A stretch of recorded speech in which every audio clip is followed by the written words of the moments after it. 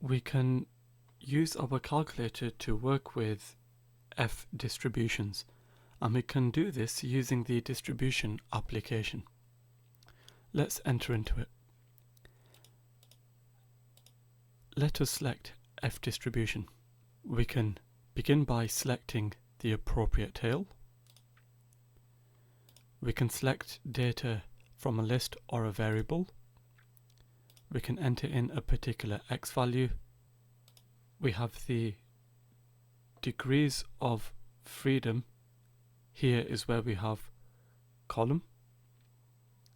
Here is where we have rows, and that refers to the statistical tables.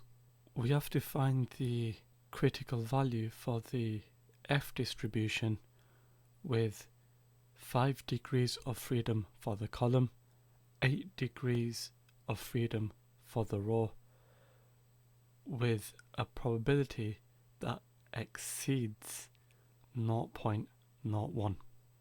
We first of all have to change the tail, and we select the third option where we have x is greater than or equal to.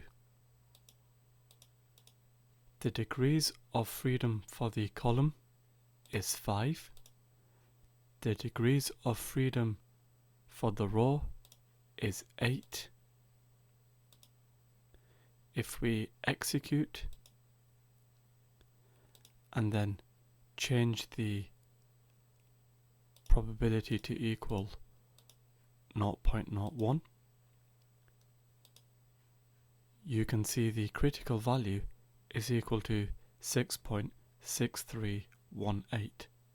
We have to find the lower and upper 5% critical values for an F distribution with 6 degrees of freedom for the column, 10 degrees of freedom for the row.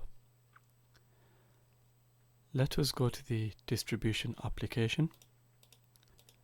We will select F distribution. For the lower 5%, here is the appropriate tail. The degrees of freedom we have for the column is 6.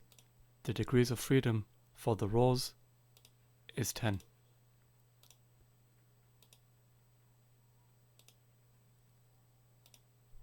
We set the probability to equal 5%.